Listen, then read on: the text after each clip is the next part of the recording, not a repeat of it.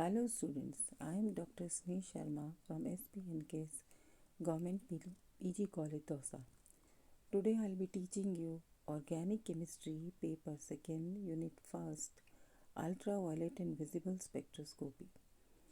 Ultraviolet and Visible Spectroscopy के introduction को पिछले लेक्चर में हमने डिस्कस किया था। उसी लेक्चर के कंटिन्यूशन में हम आज आगे और डिस्कशन करेंगे। जैसा कि आपको बताया था मैंने कि इलेक्ट्रोमैग्नेटिक रेडिएशन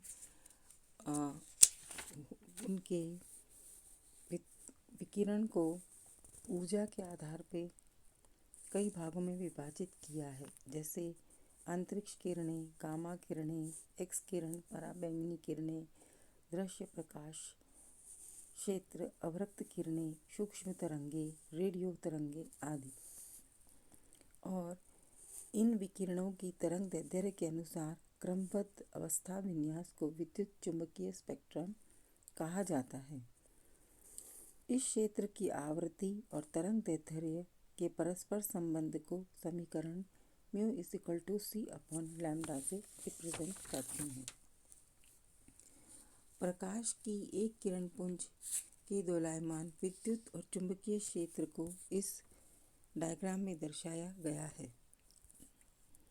हम विभिन्न स्पेक्ट्रल क्षेत्रों की ऊर्जा के क्रम को अरेंज कर सकते हैं कि अंतरिक्ष किरणों की ऊर्जा गामा किरणों से अधिक, गामा की एक्सरेज से अधिक, एक्सरेज की पराबैंगनी विकिरणों से अधिक, पराबैंगनी विकिरण की दृश्य क्षेत्र से और दृश्य क्षेत्र की अवरक्त विकिरण से तथा अवरक्त विकिरणों की ऊर्जा सूक्ष्म तरंगों से और सूक्ष्म तरंगों की रेडियो तरंगों से।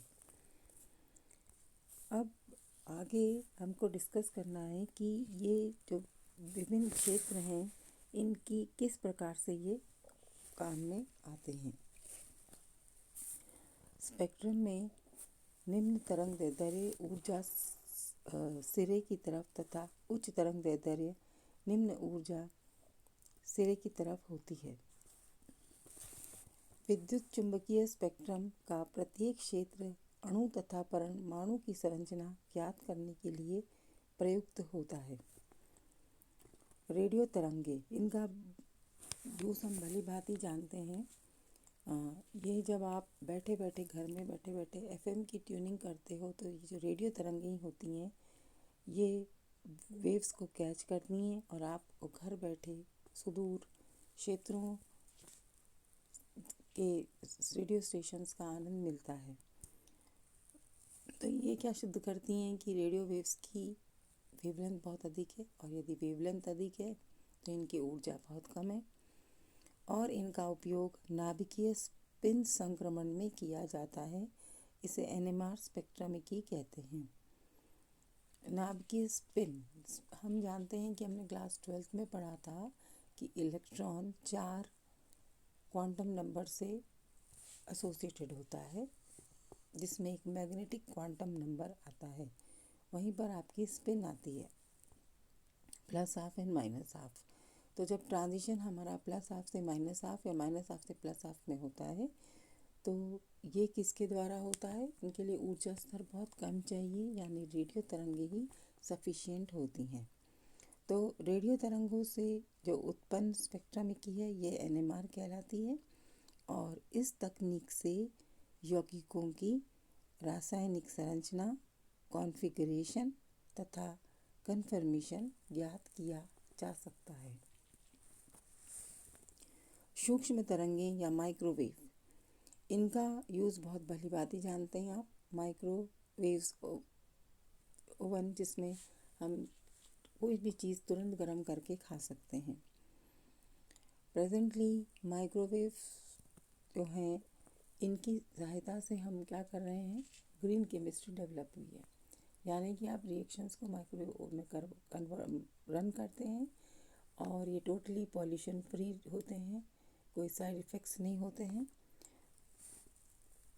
सूक्ष्म तरंगों का प्रयोग इलेक्ट्रॉन स्पिन संक्रमण तथा घूर्णन उत्तेजना में किया जाता है। इसे ईएसआर स्पेक्ट्रोमेट्री भी कहते हैं। इसका उपयोग क्रियाविधि में उत्पन्न फ्री रेडिकल्स की पहचान में किया जाता है और इसकी उत्तेजना के सिद्धांत से बंध लंबाई ज्ञात की जाती है। अवरक्त स्पेक्ट्रोमेट्री जो है वाइब्रेशनल और रोटेशनल, तो इसमें हम अवरक्त किरणों का प्रयोग कर अणु में कंपनीय घूर्णन संक्रमण में किया करते हैं और इस तकनीक से यौगिकों में क्रियात्मक समूह यानी फंक्शनल ग्रुपों का पता लगाते हैं। फंक्शनल ग्रुप क्या होते हैं? जैसे अल्कोहल है, फिनोल है, एल्डिहाइड है, कीटोन है, कार्बोक्सिलिक एसिड है आदि। पराबैंगनी तथा दृश्य विकिरण से अणु के बाह्य कोश में इलेक्ट्रॉनीय संक्रमण होता है और इस तकनीक से यौगिक में प्रेजेंस ऑफ अनसैचुरेशन, असंतृप्तता, कॉन्जुगेशन, संयुग्मन तथा एरोमेटिक नाभिक का पता लगाया जा सकता है।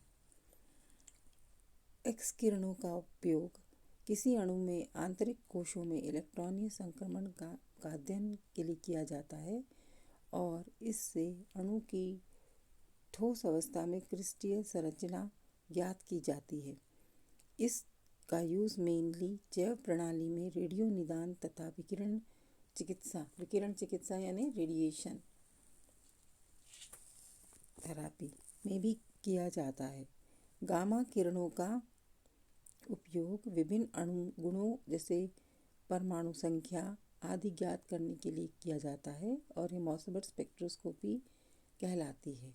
अंतरिक्ष किरणों का उपयोग गैसों के आयनन में किया जाता है।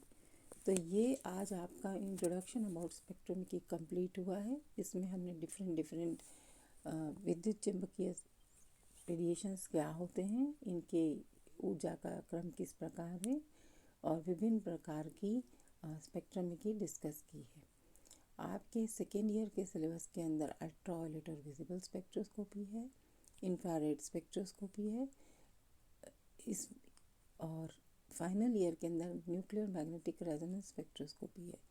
अल्ट्रावायलेट और विजिबल तथा इंफ्रारेड में हमको क्या पढ़ना है? हमें पढ़ना है परिचय, इनके क्या यूजेस हैं और किस प्रकार से हम इनकी ऑर्गेनिक कंपाउंड्स के स्ट्रक्चरल एलुसिडेशन में काम में ले सकते हैं।